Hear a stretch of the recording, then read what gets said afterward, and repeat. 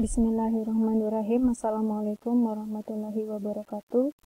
Selamat datang di kuliah biostatistika pertemuan kedua dengan judul ukuran pemusatan dan distribusi frekuensi. Di slide pertama sudah ditampilkan beberapa buku yang bisa kalian baca. Oke, kita review dulu dari pertemuan sebelumnya, tipe data, skala pengukuran, dan statistik deskriptif ya. Data ada dua, ada data kualitatif dan kuantitatif. Skala pengukurannya untuk skala nominal dan ordinal itu pada data kualitatif, kemudian skala interval dan rasio itu pada data kuantitatif. Kemarin masih ingat ya apa bedanya data kualitatif dengan data kuantitatif. Statistik deskriptif menjelaskan kepada pembaca tentang data yang tersedia. Analisis deskriptif itu juga disebut dengan analisis univariat.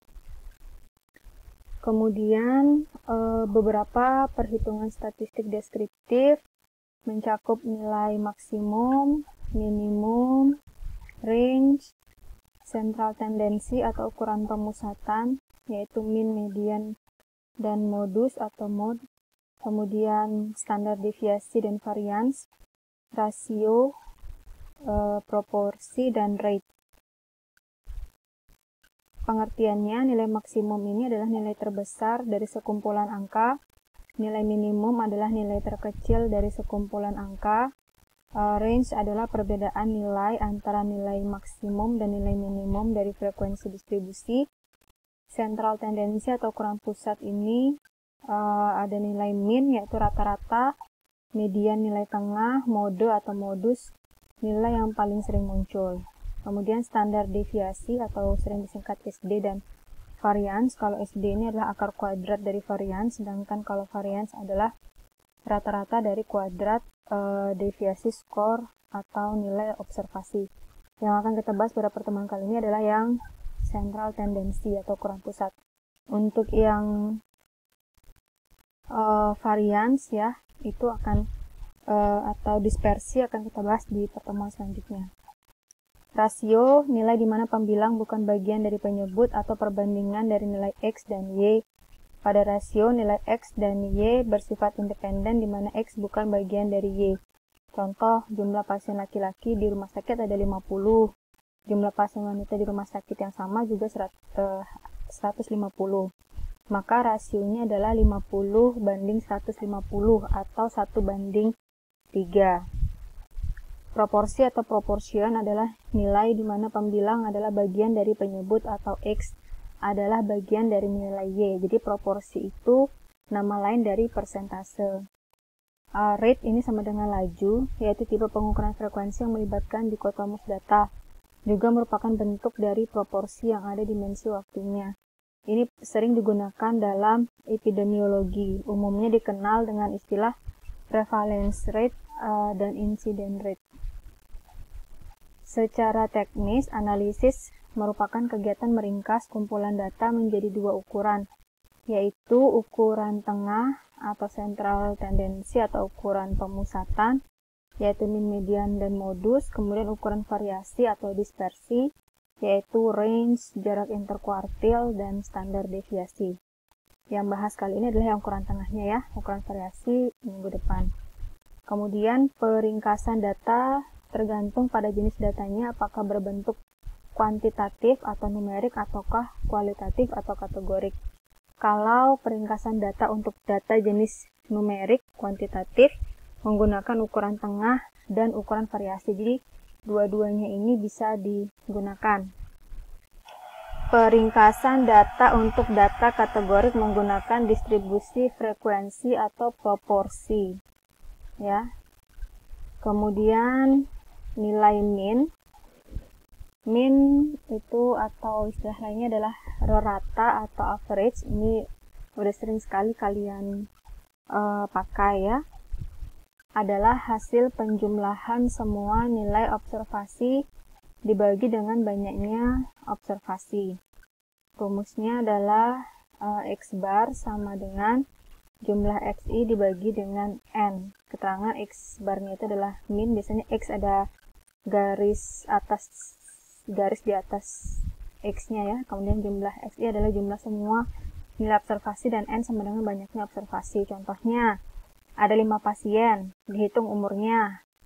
Pasien 1 25 tahun, pasien 2 26 tahun, pasien 3 28, pasien 4 30, dan pasien 5 25 tahun. Maka nilai minnya adalah dijumlahkan dulu semua nilai observasinya ini, 25 ditambah 26 ditambah 28 ditambah 30 ditambah 25, kemudian dibagi dengan banyaknya observasi, yaitu ada 5 pasien kan, 1, 2, 3, 4, 5. Maka hasilnya adalah 26,8 tahun. Jadi rata-rata umur dari 5 pasien tersebut adalah 26,8 tahun. Keuntungan dari nilai min ini adalah mudah menghitungnya. Dalam kehidupan sehari-hari, apalagi sekarang kelas semester 4, kalian sudah sering sekali menghitung nilai rata-rata dan sudah melibatkan seluruh data dalam penghitungannya. Kelemahannya sangat dipengaruhi oleh nilai ekstrim atau outlier atau distribusi data menceng atau miring. Nanti masalah distribusinya normal, simetris, menceng, atau miring itu ada pertemuan tersendiri ya. Sehingga min tidak dapat mewakili rata-rata kumpulan nilai pengamatan. Jadi kalau ada outlier atau nilai ekstrim, nilai min itu tidak bisa kita gunakan. Contohnya ada 5 pasien, diukur lama hari rawatnya. Pasien pertama 1 hari, pasien 2 3 hari, pasien ketiga 4 hari, pasien keempat 2 hari, dan pasien kelima 90 hari. Kalau misalkan kita hitung nilai minnya, 1 ditambah 3 tambah 4 tambah 2 tambah 90 dibagi 5 itu adalah rata-ratanya adalah 20 hari. Padahal dari hasil penghitungan didapatkan rata-rata lama hari rawat adalah 20 hari. Nah, hasil ini tentunya tidak dapat mewakili karena secara visual, kalau kita lihat langsung gitu ya, datanya itu sebagian besar kurang dari 5 hari lama rawat inapnya. 1, 3, 4, 2, total 90 gitu kan. Secara kita lihat langsung aja, nggak sampai 5 hari sebenarnya pasiennya udah lama hari rawatnya gitu. Kok tiba-tiba nilai rata-ratanya jadi 20 hari, berarti kan ini tidak bisa digunakan nilai rata-rata ini. Kemudian nilai median atau nilai tengah adalah nilai di mana setengah banyaknya pengamatan mempunyai nilai di bawahnya dan setengahnya lagi mempunyai nilai di atasnya. Berbeda dengan nilai min, penghitungan median hanya mempertimbangkan urutan nilai hasil dari pengukuran. Besar beda antar nilai itu diabaikan. Contoh ya, karena mengabaikan besar beda, maka median tidak dipengaruhi oleh nilai ekstrim. Jika observasinya ganjil atau odd, maka urut terlebih dahulu mulai dari yang kecil atau mulai dari yang terbesar. Nilai tengah-tengah adalah nilai median. Intinya kamu kalau mau mengerjakan median itu kamu harus urutkan dulu ya, dari nilai yang terkecil sampai dengan nilai yang terbesar. Rumusnya adalah median sama dengan N plus 1 dibagi 2. N itu adalah jumlah sampelnya atau jumlah observasinya. Kemudian jika observasinya genap atau even, maka mediannya adalah penjumlahan dua nilai observasi yang di tengah-tengahnya dibagi 2. Rumusnya adalah N per 2 ditambah N per 2 ditambah 1 dibagi 2. Sebenarnya hasilnya ini akan sama saja ya. Kalian hanya menggunakan rumus yang pertama N plus 1 dibagi 2 pun sebenarnya cukup. Karena hasilnya akan sama saja. Contoh, ada 6 mahasiswa berusia 20, 26, 24, 30, 40, dan 36. Maka yang pertama kali kalian harus lakukan adalah mengurutkan dari nilai terkecil ke nilai yang terbesar. Ya, 20, 24, 26, 30, 40, 36. Nah, tadi kan nilai median itu kan nilai tengah ya. Ini kebetulan aja cuman ada 6 mahasiswa. 1, 2, 3, 4, 5, 6. Jadi gampang kita tahu nilai tengahnya. Oh, nilai tengahnya itu ada di sini nih. Ada di antara 26 dan 30. Tapi nanti kalau angkanya itu banyak sekali, susah kalian akan melihat secara visual, maka menggunakan rumus ya. Karena tadi ini jumlahnya genap, maka pakai rumus yang genap didapatkan hasil 3,5. Kalau misalkan kalian pakai rumus yang di atasnya yang ganjil pun, sebenarnya hasilnya akan sama saja ya. Coba aja, n plus 1 dibagi 2. N-nya ada 6. Jumlah pasiennya ada 6 ya. 6 ditambah 1, 7. 7 bagi 2, 3,5. Hasilnya sama saja ya. Maka mediannya adalah data yang ada di urutan ke 3,5. 1, 2, 3,5 ada di antara ini. Maka nilai mediannya adalah 26 ditambah 30 dibagi 2, yaitu 28 tahun. Cara menyimpulkannya adalah jadi 50% mahasiswa berumur di bawah 28 tahun dan 50% mahasiswa berumur di atas 28 tahun. Kemudian nilai modus. Modus atau mode adalah dataset yang memunculkan nilai yang memiliki frekuensi yang paling tinggi atau nilai yang paling sering muncul. Intinya nilai yang paling sering muncul modus itu ya. Dan ini yang paling gampang untuk dicari nilainya.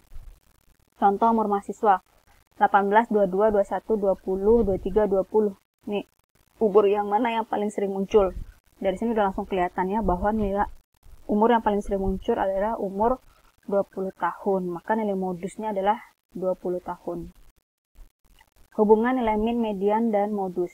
Pada distribusi yang simetris atau distribusi normal, ketiga nilai ini sama besarnya harusnya ya. Nilai median selalu terletak antara nilai modus dan min pada distribusi yang menceng atau tidak normal ya.